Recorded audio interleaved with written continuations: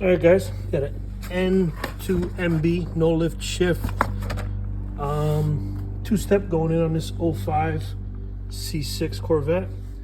So I ran most of it, just doing a quick rundown. There's the controller. I'm gonna put it in a glove box, some two-sided tape or some screws back there. This is where the wires come through. So you'll see right there is the factory harness.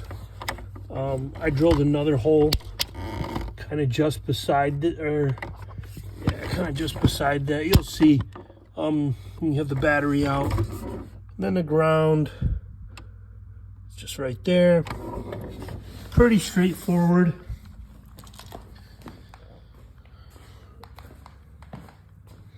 When you drill the wire through, you'll see the factory grommet is down there behind the battery. I drilled a new hole just below it. Pretty safe to do. You could go through the factory grommet too, whatever you prefer.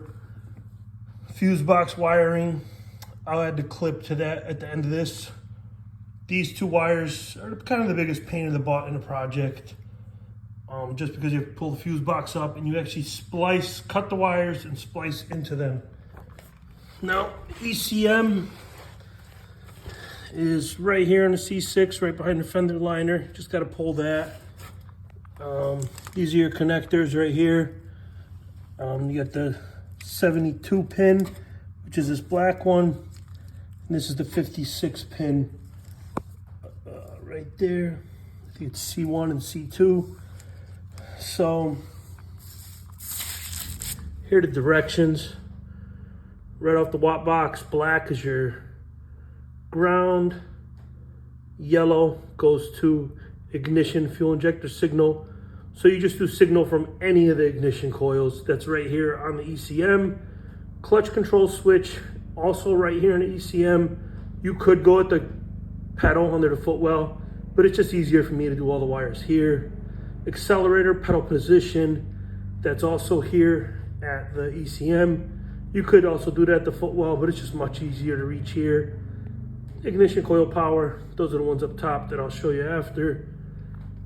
And I'll post screenshots of these diagrams when I'm done. But basically, on the 56 pin C1 connector, which is this blue one, pin 43, it's a gray wire. That's the clutch pedal position. Pin 22 is accelerator pedal position.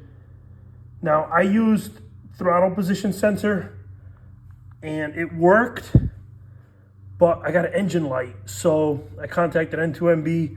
They had me switch it to accelerator pedal position and I tested it real quick. It works. And then on the other connector, the 72 pin connector, you just pick any of the ignition coil wires. So I did orange and white. This one was in the corner for ignition coil 2. I only chose that wire because it was in the corner. The connectors are D8 and B9. Easiest way to check though is with an ohm meter or a basic toner like this. Basically I have one end connected to the coil pack pink, which is the power for that side, and just go through and check all these. Obviously the ones that don't match will not light up. There you go. And make sure you have the battery out when you're doing this, guys. But this is the driver's side bank, this is the passenger side bank. I had a diagram, but this is the best way to double check it. All right, this is another diagram I got from N2MB. Basically tells you the ignition power pins, timing signal from the ignition coil. Like I said, you could pick any of the 8. I chose the one I chose just because the wire was in the corner. Throttle position, accelerator position. Like I said, I know it says throttle position, but it works better and you won't get an engine light if you use accelerator pedal position, which is pin 22. Clutch position, pin 43, that was a gray one. And let me show you here on the actual connectors. So on the 72 pin, I gotta finish this up. I gotta tape this one up actually. This is right here is where I had throttle position. Yeah, the car was not happy with that. It worked, but I got an engine light for the TPS. This is the other wire right here. So there's your gray clutch position, and this right here, the blue, is your accelerator pedal position. Now all these pins are labeled, you got to count them out, but like I said, it gives you the numbers on the actual connector. Hard to do with one hand, but there's 1,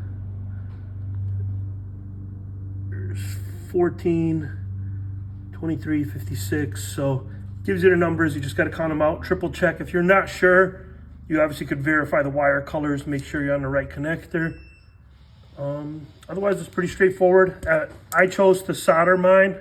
I didn't splice, I just kind of stripped the wire back, soldered, and I'm gonna do some electrical tape and then a lot of electrical tape after. And you just kind of put the connectors back, and I'll show you how to test this once it's hooked up.